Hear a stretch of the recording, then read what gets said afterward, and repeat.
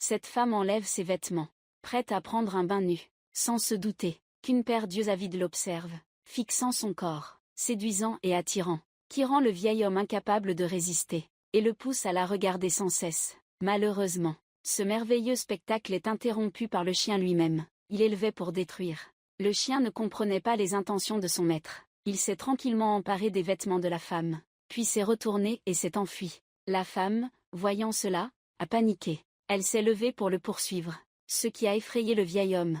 Il a rapidement arraché les vêtements de la gueule du chien et les a jetés dehors. Il ne savait pas qu'il ne restait qu'un tout petit peu de temps. Il va revoir cette femme dans le rôle de sa belle-fille. Aujourd'hui, la famille du vieil homme accueille le fils, qui revient après une longue absence. Depuis tôt le matin, la mère s'est affairée à tout préparer, et a demandé aux enfants de sortir l'attendre. Le fils aîné est parti de la maison depuis de nombreuses années. Cependant, le père n'a aucune sympathie pour lui, car il s'est opposé à lui, et a quitté la famille sans autorisation pour aller à Rome, pour suivre le rêve de devenir artiste. Maintenant il ne fait pas que revenir, mais il ramène aussi sa femme Lisa et leur enfant. Quand le bateau accoste, il court immédiatement embrasser sa mère, son visage rayonnant de joie. Il présente sa femme Lisa à sa mère. Lisa tendrement porte le bébé à sa belle-mère, puis elle s'incline poliment devant elle. Après cette rencontre, toute la famille se prépare rapidement à retourner à la villa. Pendant ce temps, les domestiques à la villa sont extrêmement enthousiastes, en particulier la servante aux grands yeux, qui est secrètement amoureuse de lui depuis longtemps et se maquille soigneusement, espérant faire bonne impression sur le jeune maître. Cependant, cette action n'échappe pas à l'œil de sa mère. Elle réprimande sévèrement la servante aux grands yeux, lui disant de ne pas rêver, surtout que lui est déjà marié. Elle a insisté sur le fait que sa fille devait connaître sa place, ne pas viser trop haut sinon elle devra partir. Ces paroles l'ont profondément blessée. Quant à Lisa, en entrant dans la villa, elle a été éblouie par la beauté luxueuse et raffinée de cet endroit. De l'architecture au jardin, tout était parfaitement agencé, ce qui ne cessait de l'émerveiller. Les domestiques alignés à la porte, pour accueillir la famille, étaient amicales, discutaient et présentaient Lisa à tout le monde. Les rires résonnaient partout. Mais le père restait froid et ne daignait pas descendre. En demandant au majordome, il a appris que son père était en fête à la maison toute la soirée, mais qu'il n'avait aucun intérêt pour le retour de son fils et de sa belle-fille. À contre-cœur, il a conduit Lisa à l'intérieur, apportant des cadeaux pour tous les membres, et même la femme de ménage. Chacun une part. La chaleur et l'ouverture du couple ont fait que tout le monde dans la maison adore Lisa, surtout le plus jeune frère, qui a déclaré avec enthousiasme qu'il voulait plus tard épouser une femme, comme sa belle-sœur. Cependant, les deux petites sœurs, aux cheveux raides et aux cheveux bouclés noirs, ils étaient encore plus curieux à propos du coffre que tu avais ramené. Ils se posaient des questions sur pourquoi maman leur interdisait d'entrer dans le grenier où le coffre était gardé. Malgré sa curiosité, la grande sœur aux cheveux blonds bouclés respectait la volonté de maman. Elle conseillait à ses frères et sœurs d'arrêter de deviner et de retourner dans leur chambre. Quand Lisa entra dans la pièce qui lui était réservée, elle fut très satisfaite de l'aménagement de l'endroit. Elle posa le bébé dans le berceau, puis elle embrassa sa belle-mère, exprimait sa gratitude pour l'accueil chaleureux. Même en vivant à Rome, la petite maison là-bas ne pourrait jamais rivaliser avec le luxe de cette villa somptueuse.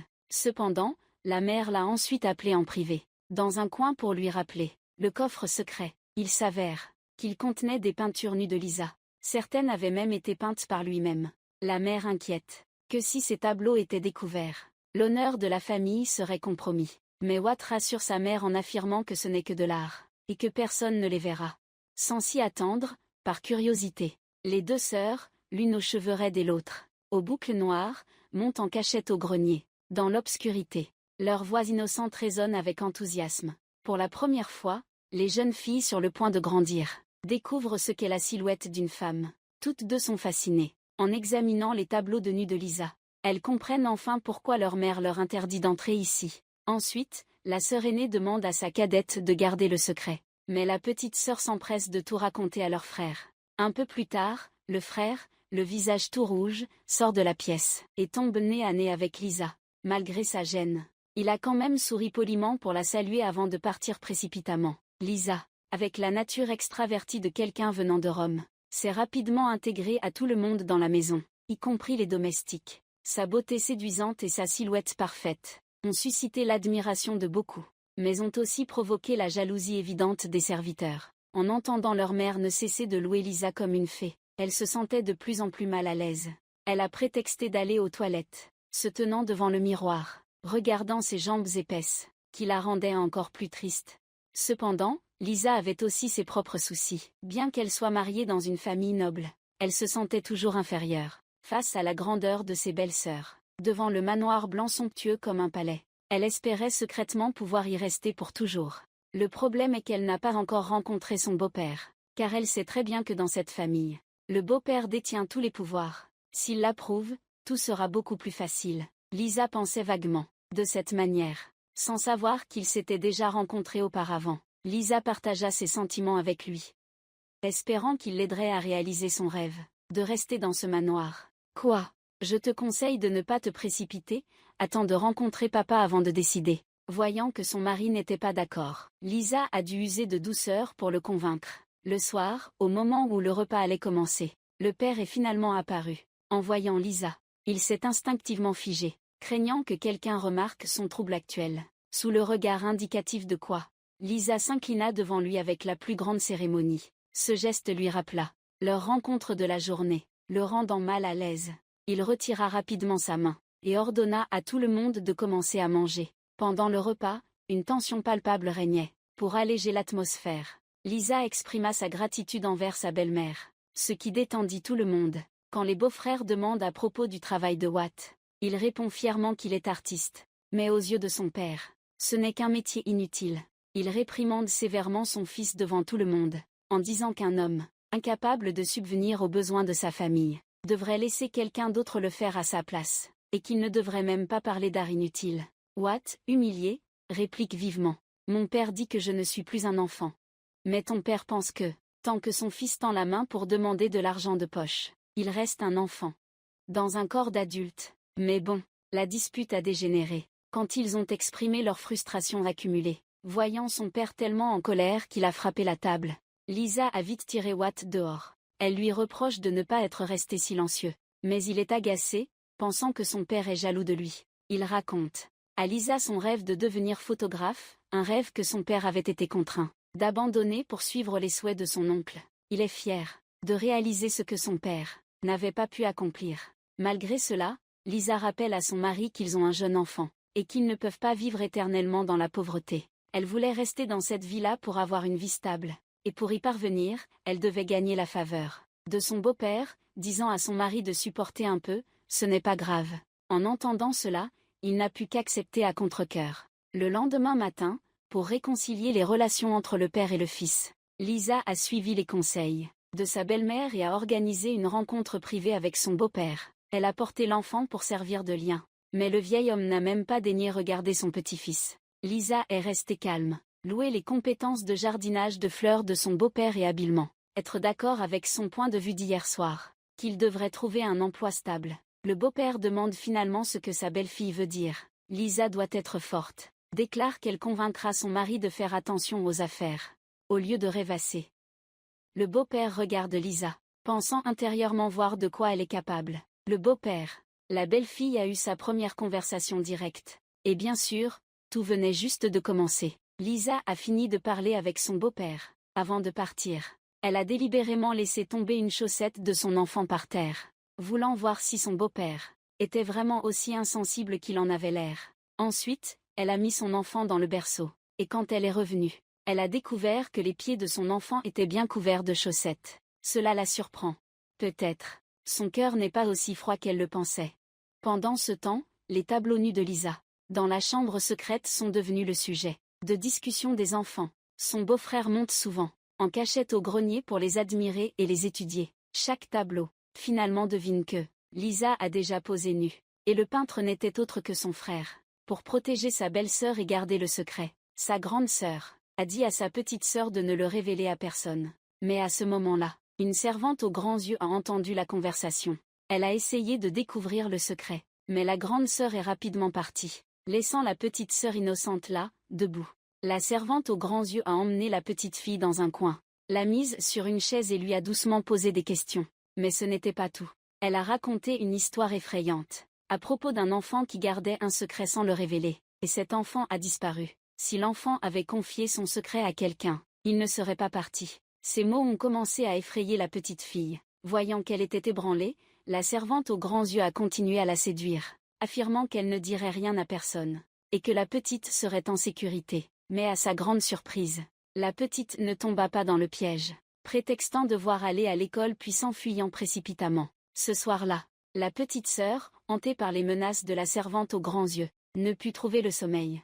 Dans sa tête, elle ne cessait de penser qu'elle pourrait mourir si elle gardait le secret trop longtemps. Elle voulait parler à sa sœur mais elle dormait profondément. La petite fille se retrouva seule à se tourner et se retourner toute la nuit. Le lendemain matin, elle était tellement abattue qu'elle ne pouvait pas se lever. Son état de fatigue ne fit qu'augmenter la satisfaction de la servante, aux grands yeux.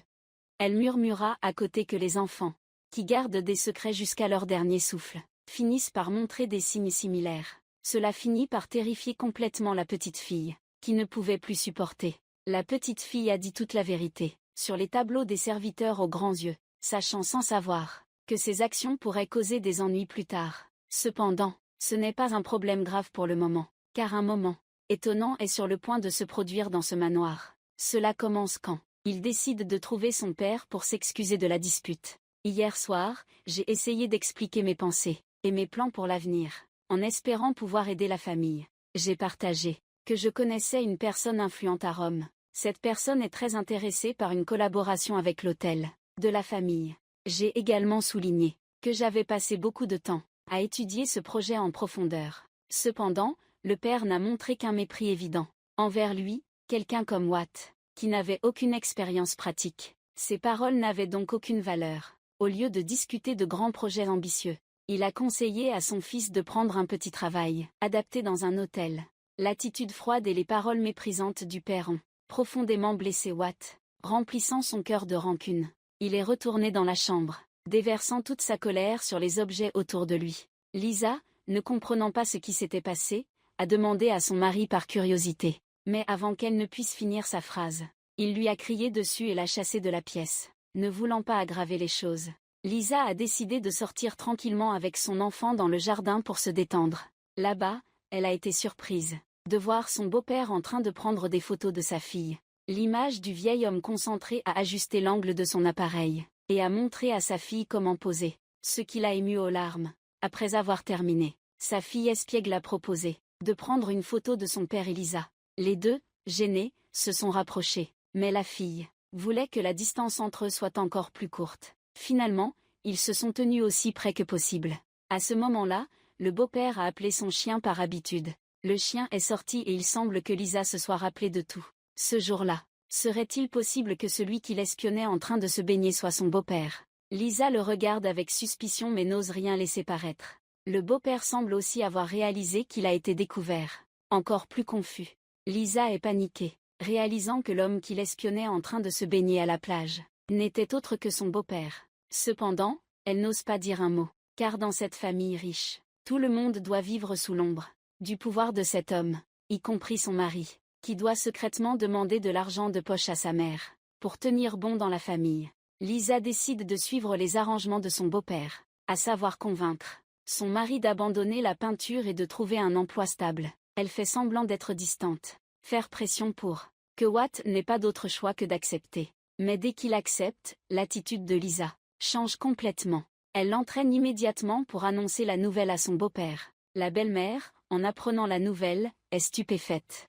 convaincue que le mérite revient à sa belle-fille. Cependant, la rencontre entre le père et le fils tourne rapidement en une dispute enflammée. Watt est fier. Il pense qu'il mérite d'être reconnu par son père pour ses accomplissements artistiques. Mais au contraire, son père se moque de lui en disant que la peinture ne suffit pas pour vivre. Il va même jusqu'à affirmer directement que Watt n'a aucun atout remarquable. Abaissé, Watt est encore plus déterminé à ne pas abandonner sa passion. La conversation se termine dans la tension. Ton père est parti mécontent. La servante aux grands yeux a vu cela, et s'est mise en colère. Mais elle était secrètement ravie, pensant que tu t'étais disputé avec ta femme. Cependant, une autre servante a rapidement rectifié en disant que c'était impossible, car ce matin, il s'entraînait encore à épeler au lit. Cela l'a mise en rage, jurant de chasser Lisa de la villa à tout prix. Sachant bien à propos des tableaux nus de Lisa, elle a prévu de soutirer des informations sur la clé du grenier de sa petite sœur. Pendant ce temps, le beau-père avertit sa femme de ne plus donner d'argent de poche en cachette, sous peine d'être tous les deux expulsés de la maison. Toute la famille se prépare à aller à la plage. La belle-mère a l'intention de créer une opportunité pour que le beau-père et Lisa parlent en privé. Elle prétexte avoir oublié quelque chose et retourne avec sa fille. Les deux sont laissés seuls dans un espace tranquille. Mais personne ne dit rien, jusqu'à ce que le chien de la famille apparaisse soudainement. Lisa éclate de rire en se souvenant de l'incident sur la plage. Le beau-père demande surpris pourquoi elle rit, et Lisa raconte franchement qu'il l'a regardée en cachette. Il se sent immédiatement honteux, et avertit sévèrement que, même si elle vivait librement à Rome, maintenant qu'elle est mariée dans cette famille, elle doit respecter des règles strictes. Lisa était contrariée, et a répliqué qu'elle ne savait absolument pas qu'elle était espionnée. Mais avant que l'histoire puisse continuer, sa mère et elle sont revenues interrompre la conversation. Ce soir-là, Lisa a interrogé son mari. Pourquoi avait-il changé d'avis, et n'était pas allé travailler comme il l'avait promis, mais il est resté silencieux, ne voulant pas s'expliquer. Elle était tellement en colère qu'elle n'a pas pu dormir. Elle est sortie prendre l'air. Sa belle-mère est venue la réconforter, lui conseillant de ne pas abandonner. Elle croit qu'avec la beauté et l'intelligence de Lisa, elle trouvera un moyen de s'affirmer dans cette famille. Ces paroles semblent avoir beaucoup renforcé la confiance de Lisa. Le lendemain matin, sa belle-mère a apporté à Lisa une robe de soirée et des bijoux de luxe. Après s'être maquillée avec éclat, Lisa se regarde dans le miroir, se sentant extrêmement satisfaite. En descendant les escaliers, tous les regards se tournent vers elle, y compris le père de son mari. Il ne pouvait détacher ses yeux de la beauté éclatante de sa belle-fille. En revanche, son mari semblait totalement indifférent, ce qui laissa Lisa déçue. Sa belle-mère la réconforta en disant que ce n'était que le début, et lui conseilla de ne pas se décourager. Ce soir-là, Lisa prépara tout pour raviver la flamme avec son mari, en vaporisant le parfum qu'il préfère, et en portant une lingerie séduisante en attendant son retour. Mais quand elle est entrée dans la pièce, il ne l'a pas regardée. Il a juste dit qu'il avait beaucoup de travail à faire. Puis il est parti immédiatement. Lisa était à la fois désespérée et affligée, réalisant que la distance entre eux ne faisait que grandir. Dans le manoir, le père exigeait strictement que les femmes soient bien éduquées et respectueuses des règles. Même ses deux filles de seulement 10 ans étaient instruites depuis leur plus jeune âge, c'est pourquoi les femmes du manoir avaient l'habitude. Chaque jour, elle prend du temps pour lire. Seule Lisa n'a aucun intérêt. Cela rend sa belle-sœur, qui la méprisait déjà, encore plus insatisfaite de Lisa. Elle ne pouvait pas imaginer que son frère, un homme si avide de connaissances, ait pu épouser une femme aux longues jambes et à l'esprit court. En apparence, elle conseille Lisa que les femmes doivent apprendre à s'adapter à leur mari, pour que la vie conjugale soit harmonieuse. En réalité, mépriser quelqu'un parce qu'elle n'a pas d'éducation. La vie est encore longue. On ne peut pas supposer qu'il suffit d'être belle pour avoir tout. Attends d'avoir 45 ou 50 ans. Tu verras à quel point tu seras misérable. La mère interrompt directement sa fille. La belle-sœur, à ce moment-là, se ressaisit. Elle s'empresse de dire « Maman est toujours très belle maintenant. Il faut savoir que ta mère est dans cette phase de la vie. » La mère n'était absolument pas reconnaissante, disant que ce n'est pas parce qu'on est jeune qu'on est forcément belle, ce qui a laissé la belle-sœur sans voix, humiliée. Cela a un peu amélioré l'humeur de Lisa, pour ne pas perturber leur moment de lecture. Lisa s'est éloignée de leur champ de vision. La belle-sœur ne comprenait toujours pas. Lisa et son frère s'étaient rencontrés à l'Académie des Arts. Mais pourquoi Lisa semblait-elle si peu cultivée? Maman t'a dit de fermer ta bouche et de ne pas te mêler des affaires des autres. De toute façon, elle comprend bien que Lisa n'est qu'un modèle, nue à l'école des beaux-arts. Quand Lisa traversait le jardin, elle a rencontré un jeune jardinier. Il lui a parlé de son beau-père. En disant que son beau-père aimait beaucoup ses roses, il les avait même nommées Rosalie. Lisa elle-même trouvait ce nom très beau. C'est juste qu'elle ne savait pas que ce nom rappelait la maîtresse de son beau-père. Quand elle est joyeusement retournée à la plage, elle a raconté avec enthousiasme à sa belle-mère et à sa belle-sœur sa découverte intéressante sur les roses. Le nom Rosalie a immédiatement assombri leur visage. Lisa, inconsciente, continuait à parler avec passion. Sa belle-sœur s'est précipitée pour l'arrêter et lui dire de se taire, en affirmant que ces sujets insignifiants n'avaient pas besoin d'être abordés, parce qu'elle connaissait la douleur de sa mère. Malgré tout, l'humeur de maman est très mauvaise en ce moment. Elle n'a pas envie de lire. Elle se lève et retourne au salon, essuyant discrètement ses larmes. Son chagrin est évident pour sa belle-sœur. Profitant de l'absence de papa, elle se faufile dans son bureau et ouvre doucement la lettre reçue il y a quelques jours. Le destinataire n'est autre que Rosalie. Après l'avoir lue, elle est très satisfaite. Et la porte à maman. On dit que cette lettre a été envoyée il y a plusieurs jours. Mais père ne l'a toujours pas ouverte. La mère est inquiète. Si le beau-père découvre cela, ils seront fichus. La belle-sœur essaie de rassurer la mère. Elle dit qu'elle remettra la lettre à sa place tout à l'heure. Il suffit de la recoller et personne ne s'en apercevra. En entendant cela, la mère demande rapidement à sa fille de lui lire chaque mot. Le contenu de la lettre. En gros, le beau-père n'a pas répondu depuis longtemps, ce qui signifie qu'ils ne sont plus en contact. Cela prouve que le beau-père n'a plus de sentiments pour Rosalie. La mère, après avoir entendu cela, a du mal à y croire. La fille la réconforte en disant que c'est la vérité, et lui demande de ne plus être triste. Alors la mère lui dit de vite remettre la lettre à sa place d'origine, et surtout de ne pas laisser le père la découvrir. Jusqu'à présent, elle ne comprend toujours pas ce qui a ébranlé leurs sentiments. Sans prêter attention, au moment où son mari a rompu avec sa maîtresse, quand Lisa est entrée dans cette villa. Pendant ce temps, sa belle-sœur a rapporté une lettre au bureau de son père. Malheureusement, il est revenu chercher quelque chose. Effrayée par le regard sévère de son père, elle fait semblant de s'évanouir sur place. Papa, paniqué, porte sa fille au lit et appelle tout le monde à l'aide. La fille aux cheveux noirs bouclés accourt pour aider papa, profitant du moment où il ouvre la fenêtre. La belle-sœur serre fermement la main de sa sœur et lui confie sa tâche inachevée, puis fait semblant de continuer à être inconsciente. La fille aux cheveux noirs bouclés, intelligente et vive, apporte discrètement de la colle au bureau de papa. Elle referma doucement l'enveloppe et la remit à sa place d'origine, comme si elle n'avait jamais été touchée. À ce moment-là, tout le monde dans la maison s'était rassemblé. La belle-sœur, inquiète, interrogea Anne. Quant au père, il ne pouvait s'empêcher de s'interroger. Il ne comprenait pas ce que sa fille aînée avait bien pu faire dans son bureau, pour s'évanouir ainsi sur place. Lorsqu'elle fut interrogée, la belle-sœur, confuse, donna une explication incohérente. À ce moment-là, la fille aux cheveux noirs et bouclés est apparue et a pris toute la responsabilité sur elle.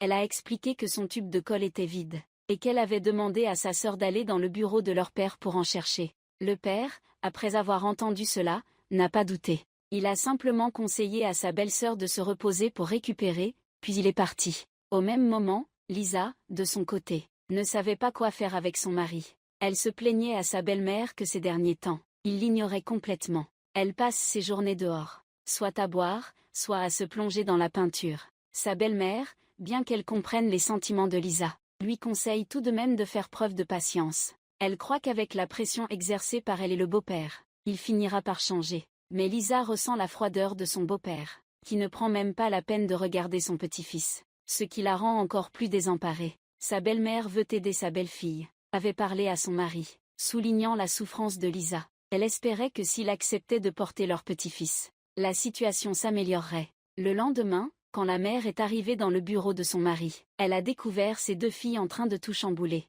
Il s'avère que le beau-père s'était mis en colère pour avoir perdu une paire de lunettes, demandant aux filles de les retrouver avant son retour. La mère s'est rapidement dirigée vers le studio photo de son mari, où elle pensait qu'il avait pu oublier ses lunettes. Effectivement, les lunettes étaient là. En s'apprêtant à partir, son regard s'arrêta sur les nouvelles photos, prises par son mari, parmi lesquelles une photo de Chung entre lui et sa belle-fille attira particulièrement son attention. Elle regarda la photo et sourit, mais craignant de trop réfléchir. Elle la remit rapidement à sa place. Quand son beau-père revint, il a pris les photos développées, et a vu la photo avec sa belle-fille. Son regard était pensif, pendant un long moment avant de la ranger dans le tiroir. Ce soir-là, Lisa, insomniaque, est descendue à la cuisine pour chercher de l'eau. La servante aux grands yeux semblait attendre. Elle a rapidement proposé de préparer un thé apaisant pour elle. Pendant ce temps, elle l'a interrogé sur Watt. En apprenant que Watt n'était pas encore rentré, la servante aux grands yeux afin de la réconforter, mais ne pouvait pas cacher sa satisfaction. Elle a insinué qu'avant, quoi, il était infidèle et rentrait rarement à la maison. Mais maintenant il a changé, il est beau et fidèle. Ces mots ont fait perdre confiance à Lisa. Elle attendait silencieusement le retour de son mari. Quand Quoi est rentré, Lisa l'a immédiatement interrogé sur où il était allé. Quoi a raconté innocemment qu'il avait rencontré un vieil ami dans un bar, et bu quelques verres. Il ne remarque absolument pas la colère de sa femme. Cela pousse Lisa à exploser, craignant que, il cherche réellement une autre femme. Les disputes entre les deux réveillent toute la villa. Lisa a presque crié, que s'il était vraiment un homme volage. Pourquoi l'avait-il épousé alors? Face à l'agressivité de sa femme, il répond simplement que c'est parce qu'elle est trop belle. Lisa, flatté par les compliments sur sa beauté, se calme, et décide immédiatement de se réconcilier, ce qui laisse la famille perplexe face à leur relation instable, changeante comme le temps. Le beau-père, en entendant l'histoire, ne fait que secouer la tête, convaincu qu'un jour, Lisa réalisera qu'elle a épousé un âne. Le lendemain, la fille apporte les photos développées à sa mère, et lui demande de les mettre dans l'album, mais en rangeant, elle a découvert qu'il manquait une photo. Elle s'est interrogée, mais sa fille a supposé que son père ne l'aimait pas et l'avait jeté. La mère n'y a pas trop pensé. Elle a apporté ses bijoux précieux à son mari, en espérant l'aider à surmonter ses difficultés au travail, même si elle était réticente. Elle a fait semblant d'en avoir assez, et croyait que plus tard son mari en achèterait de nouveaux, plus appropriés. Quand le beau-père a ouvert le tiroir pour ranger les bijoux, son regard, par hasard, est tombé sur une photo commune des deux. À cet instant, elle semblait figée. Ce n'était pas que son mari ne l'appréciait pas et l'avait jetée à la poubelle, mais qu'il l'appréciait tellement, qu'il l'avait soigneusement conservée ainsi. Retournant dans sa chambre, accablée, elle ne cessait de se poser des questions. Son mari avait-il réellement des intentions cachées envers Lisa ou non? Cependant cette pensée la rendait honteuse. Elle se disait qu'elle ne devait pas douter de son mari, et décidait de renoncer à ses inquiétudes inutiles, car personne ne sait ce que demain nous réserve. Tôt le matin, Watt sautait le petit déjeuner pour se préparer à aller pêcher. Son beau-frère est arrivé et l'a immédiatement réprimandé pour son oisiveté. Ne pas travailler. Watt a répliqué avec irritation que même s'il était incompétent, il était toujours meilleur que son père, qui devait vendre les bijoux de sa mère pour subvenir à leurs besoins. Le beau-frère répond calmement. Il suffit que l'hôtel familial soit terminé, et la réputation de la famille sera glorifiée. La dispute devient tendue, quand le père apparaît, et critique ouvertement. À ses yeux, son fils ne vaut même pas la domestique de la maison. Les deux continuent à échanger quelques mots, avant de finir dans une atmosphère lourde. Personne dans la maison ne se sent à l'aise. Pire que la dispute avec Lisa hier. Elle n'est toujours pas descendue pour le petit déjeuner. Sa belle-sœur suppose que Lisa doit être embarrassée. Elle pense même qu'il pourrait être sur le point de divorcer, mais à ce moment-là, Lisa descend en courant avec un visage radieux. Sa belle-sœur est curieuse. Elle se demande pourquoi elle est si bien maquillée aujourd'hui. Lisa annonce joyeusement que Watt l'emmènera se promener, laissant toute la famille stupéfaite. Tout le monde sait que Watt est parti pêcher tôt ce matin, en réalisant que Watt n'a pas tenu sa promesse. Lisa est tellement déçue qu'elle en reste sans voix. Voyant cela, son beau-père propose à sa fille d'emmener Lisa se promener à sa place. Mais l'emploi du temps familial est déjà chargé aujourd'hui. Ils promettent de s'en occuper une autre fois. En fin d'après-midi, Watt revient et se rend compte qu'il a oublié sa promesse faite à Lisa. Même s'il se sentait coupable, il ne s'excusait pas. Cependant, Lisa ne lui en voulait pas et prenait l'initiative de se réconcilier, en rappelant les souvenirs heureux entre eux deux. Elle essayait de le retenir de la seule manière qu'elle connaissait, en utilisant la douceur de son corps pour le garder. Mais il refusait catégoriquement, disant qu'il avait du travail à faire. Puis il prit sa boîte à outils et quitta la pièce. Lisa sourit péniblement pour garder un peu de dignité. Le soir, toute la famille se réunit dans le salon, quand un lustre a soudainement explosé, ce qui a effrayé tout le monde. Le beau-père a rapidement rassuré, en affirmant que cela ne se reproduirait plus. Quand tout le monde a soupçonné qu'il allait vendre le lustre, il a déclaré que leur maison serait la première sur l'île à être connectée à l'électricité, ce qui a surpris toute la famille, car l'île n'avait pas d'électricité. Face aux doutes de tout le monde, le beau-père affirme avec confiance qu'il a étudié en détail, et garantit le succès. Ces paroles impressionnent Lisa, qui n'hésite pas à le complimenter pour son intelligence. Cependant, dans cette ambiance joyeuse, Lisa critique ouvertement Watt pour sa paresse. Ces mots font honte à Watt.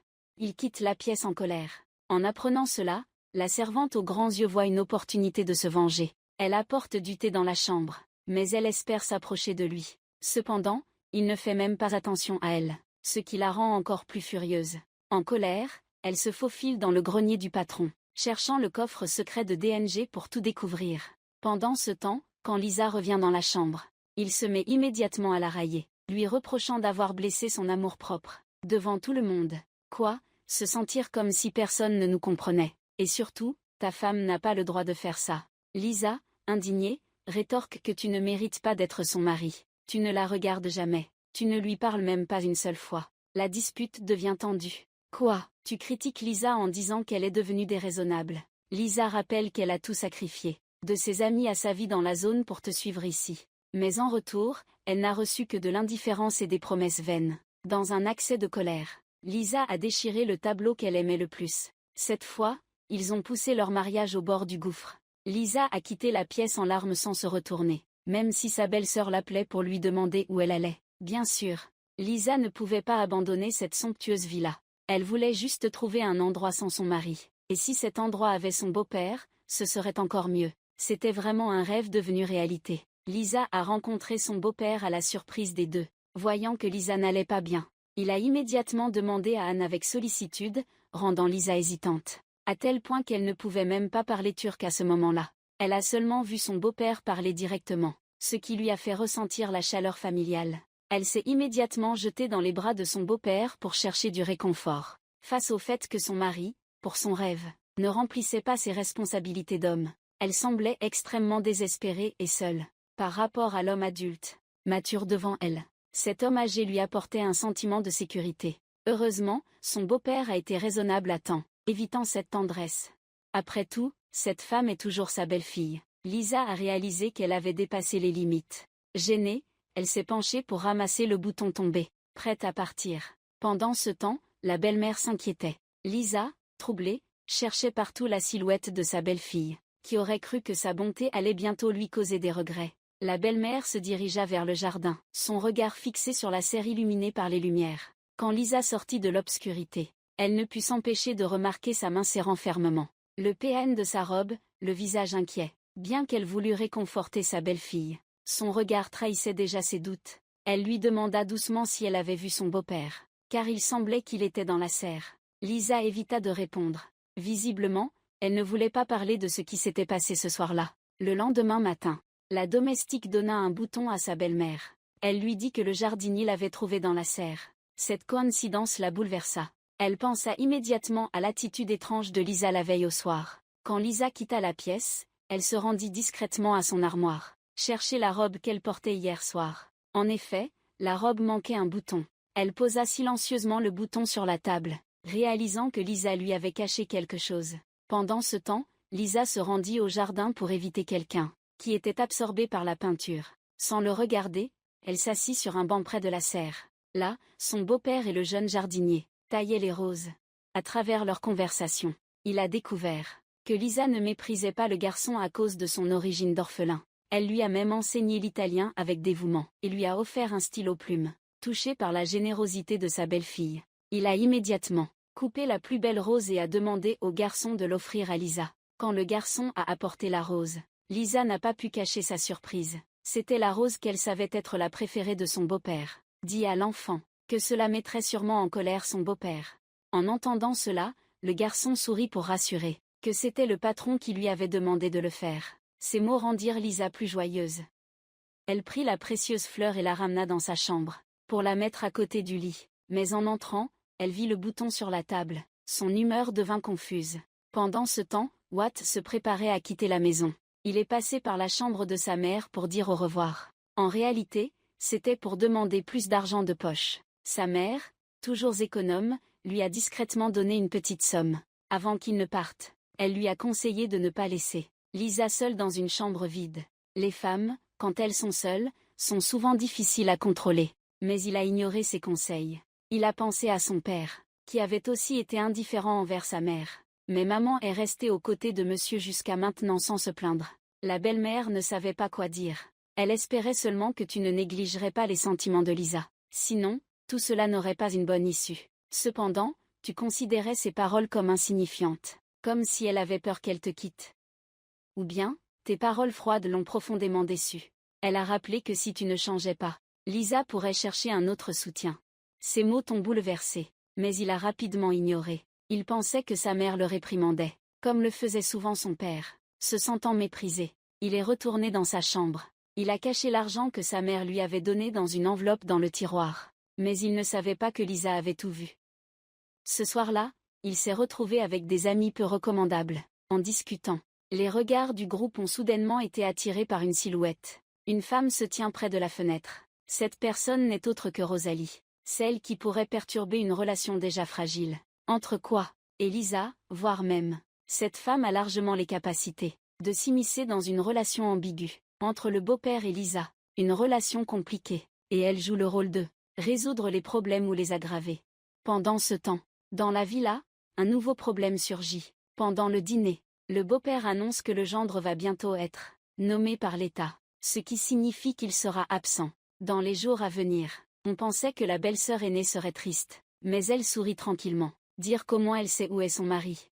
Ces mots involontaires ont rendu Lisa honteuse, car elle-même, en tant qu'épouse, ne sait pas où va son mari chaque jour, ni ce qu'il fait. L'atmosphère devient étouffante. Le beau-père se dépêche de réprimander sa fille pour ses paroles, tandis que la belle-mère reste silencieuse, son regard révélant une insatisfaction contenue. Pendant ce temps, Watt et ses amis sont attirés par la beauté de Rosalie, la femme assise près de la fenêtre dans le bar. D'après le serveur, ils apprennent qu'elle vient souvent ici seule, chaque soir, ce qui excite tout le groupe.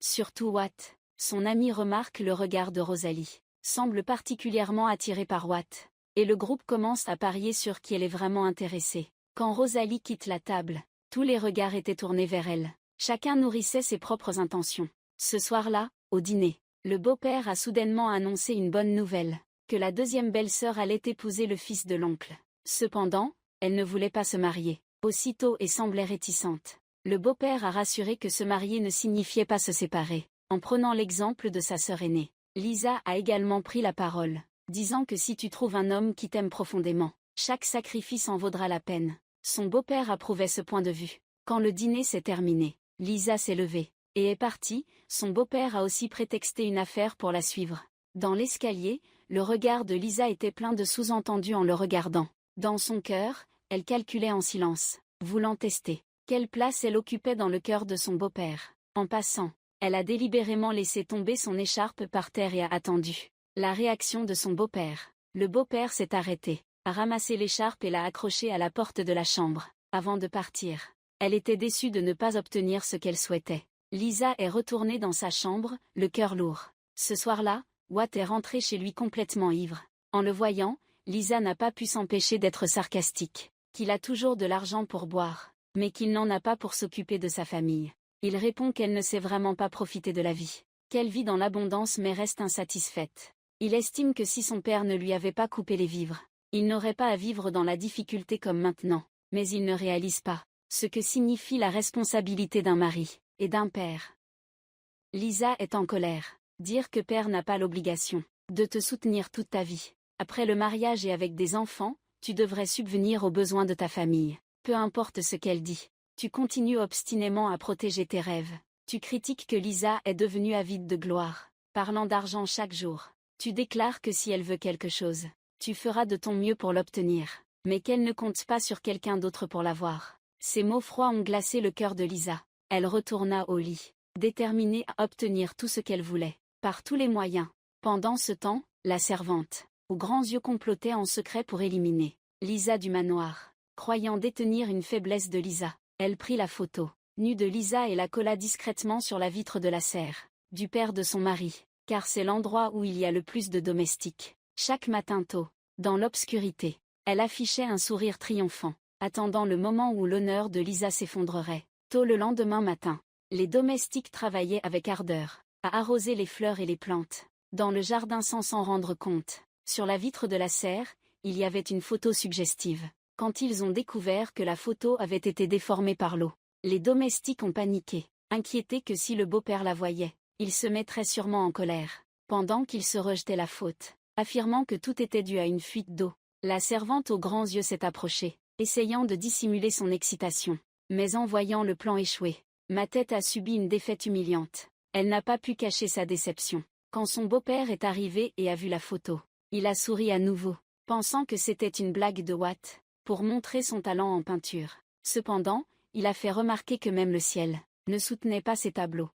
Ensuite, il a demandé à la domestique de retirer le tableau. Pendant ce temps-là, Lisa, après s'être calmée, se prépare à sortir se promener. En la voyant remettre la tenue de la veille au soir, sa belle-mère ne peut s'empêcher de lui rappeler directement le bouton retrouvé dans la serre. Lisa explique habilement que l'enfant a peut-être tiré dessus, mais le regard de sa belle-mère trahit ses doutes, bien qu'elle ne dise rien de plus. Alors que Lisa s'apprête à sortir, sa belle-sœur propose de l'accompagner. À ce moment-là, la domestique a porté le bébé devant sa belle-mère. Le bébé pleurait et a accidentellement arraché un bouton de sa chemise. En regardant le bouton dans sa main, sa belle-mère se souvint des paroles de Lisa, et réalisa qu'elle l'avait mal comprise. Un soulagement évident se dessina sur son visage. Pour la première fois depuis des jours, elle sentit comme un poids enlevé de son cœur. Ce soir-là, la belle-mère ne pouvait pas cacher sa joie. Elle s'est parfumée de la tête aux pieds, et a même délibérément mis en valeur son décolleté séduisant. Mais quand le beau-père est entré, l'odeur entêtante du parfum l'a incommodée. Elle s'est précipitée pour ouvrir la fenêtre afin d'apaiser l'atmosphère. Malgré cela, le beau-père s'est montré indifférent, et lui a dit froidement d'éteindre la lumière et de dormir. Cette attitude a laissé la belle-mère déçue, mais elle a obéi malgré tout. Le lendemain, la petite sœur est venue annoncer que le futur beau-frère de la deuxième belle-sœur était arrivé. Elle était curieuse de savoir à quoi ressemblait cet homme. Mais la réponse de sa sœur n'était que « il a une barbe », et cela a complètement refroidi la deuxième belle-sœur. En voyant cet homme barbu, elle s'est effondrée, totalement paniquée, et a dit à sa mère « Je préfère rester célibataire toute ma vie que de l'épouser », même si Lisa s'inquiétait que la belle-sœur fasse des bêtises. La belle-mère, calme, rassure que sa fille ne ferait rien d'insensé. Quand la deuxième belle-sœur sort en courant de la villa, elle tombe sur quelqu'un. Après avoir entendu l'histoire, il la réconforte tout en la ramenant. Mais en arrivant à la porte, il croise un homme barbu sur le départ. Et à leur grande surprise, le véritable marié n'est pas cet homme, mais un jeune homme plein de vitalité, élégant avec une cravate rouge. Le regard de la deuxième belle-sœur change immédiatement, passant de la peur. Elle commence à rêver d'un mariage idéal. Pendant que la deuxième belle-sœur s'enthousiasme à choisir la robe de mariée de la mère, elle trouve que ses vêtements ne sont pas adaptés, surtout avec la situation financière de la famille qui est serrée. Ce soir-là, Lisa apparaît dans une tenue toute neuve. C'est précisément la tenue que la deuxième belle-sœur avait remarquée pendant la journée. Le luxe de la tenue attire l'attention de tout le monde, y compris celle de sa belle-mère, qui se demande comment Lisa a pu se la payer. Elle ne peut pas demander directement à sa belle-fille. Alors elle se rend discrètement dans la chambre de Lisa en son absence, et lui demande où elle a trouvé l'argent pour acheter ses vêtements. Lisa, calmement, désigne un tiroir, d'où elle a pris l'argent, ce qui laisse sa belle-mère stupéfaite par l'audace de Lisa. Elle explique tranquillement que dépenser de l'argent au bar tous les jours, sans penser à la famille. S'il n'a plus d'argent, il devra sûrement rester à la maison. La belle-mère, après avoir entendu cela, reste sans voix. Mais au fond d'elle, elle ne peut s'empêcher de ressentir que tout dans la famille est en train de lui échapper. Il semble que maintenant, Lisa n'a vraiment plus aucune retenue envers Lia, en pensant qu'elle a le soutien de son beau-père, ce qui fait qu'elle ne considère même pas son mari. Le point culminant est survenu dès le lendemain matin, quand il a découvert que l'argent dans le tiroir avait disparu. Il s'est immédiatement rendu auprès de Lisa pour la confronter. Elle a admis sans hésitation avoir pris l'argent et a franchement déclaré l'avoir utilisé pour acheter des vêtements. Il était complètement abasourdi en entendant cela, car c'était tout l'argent de poche qu'il avait économisé tout au long du mois. Il n'arrivait pas à croire que Lisa ait pu faire ça, surtout après que tu lui aies dit que si elle voulait quelque chose, elle devait le prendre elle-même. En effet, elle a dit qu'elle voulait cette robe et elle l'a prise. Watt était tellement en colère qu'il ne pouvait pas parler. Il venait juste de se disputer avec sa mère. Et maintenant, il ne pouvait pas demander de l'argent. Elle ne savait absolument pas où trouver de l'argent pour boire. Le soir, quand Lisa est apparue dans sa nouvelle tenue au dîner, la belle-sœur 1 et la belle-sœur 2 se regardent avec complicité. C'est une tenue que même la future mariée n'oserait pas acheter. Et pourtant, elle est portée par Lisa. La belle-sœur 1 fait exprès de complimenter la tenue. Mais Lisa se contente de sourire froidement et dit que c'est une vieille robe. Personne n'ose ajouter un mot. Mais une atmosphère lourde se répand autour de la table. Après le dîner, la mère apporte à Watt une liasse d'argent et lui rappelle de la garder précieusement. Cette fois avant de partir. Elle a même affirmé que depuis ta naissance, elle a toujours été de ton côté. Ces mots ont fait que, pour la première fois tu as dit merci maman. Dans le salon, tout le monde était réuni pour discuter. Quand ta sœur a demandé à Lisa quel artiste elle préférait, elle a regardé une peinture accrochée au mur. Ton beau-frère a éclaté de rire en se moquant, pensant qu'il y avait des tableaux plus précieux dans la maison. Mais Lisa a choisi celui-ci. À la surprise générale, son beau-père a pris la défense de Lisa, disant qu'il aimait aussi beaucoup ce tableau. Pour le prouver, il a déclaré qu'il le lui offrait. Lisa pensait que seuls ceux qui comprenaient vraiment sa valeur méritaient de le posséder. Sous l'encouragement de son beau-père, Lisa s'est levée pour décrocher le tableau. Mais ce que personne n'avait prévu, c'est qu'au lieu de le garder, elle l'a remis à sa place d'origine, expliquant qu'elle voulait que son beau-père puisse toujours voir le tableau qu'il aimait. Ce geste a rendu son beau-père encore plus satisfait, tandis que sa belle-mère était en colère, mais devait faire semblant de ne pas s'en soucier, prétextant avoir oublié quelque chose pour quitter la pièce. Le lendemain, en s'habillant, sa belle-mère était de mauvaise humeur parce qu'elle n'arrivait pas à boutonner sa chemise, mais refusait d'admettre qu'elle avait pris du poids. En sortant, elle voit Lisa se diriger vers le bureau de son beau-père. Lisa vient pour le remercier pour le tableau, disant que cela ne représente pas seulement sa reconnaissance, mais lui donne aussi le courage de rester dans cette famille. Leurs regards se croisent avec une signification cachée, ce qui fait que le beau-père se sent à la fois satisfait et ému. Cette scène est observée par la servante aux grands yeux, ce qui la rend extrêmement jalouse. Décidée à trouver un moyen d'éliminer Lisa, elle s'est faufilée dans le grenier pour voler une photo d'elle. Malheureusement, cette fois, elle est tombée sur sa belle-mère. Quand sa belle-mère est partie, elle a accidentellement aperçu le coffre secret. Curieuse, elle a ouvert le coffre et a découvert des photos sensuelles de Lisa. La jeunesse et le charme de Lisa l'ont rendue complexée.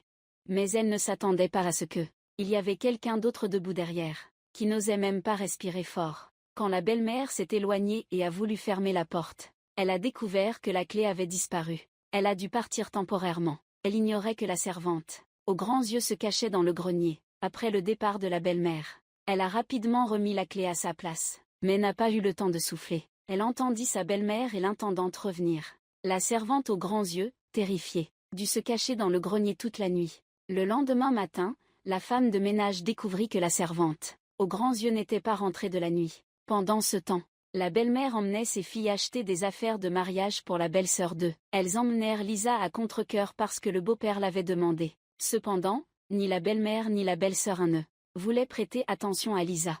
Alors que Lisa admirait un objet dans la rue, elle s'est perdue.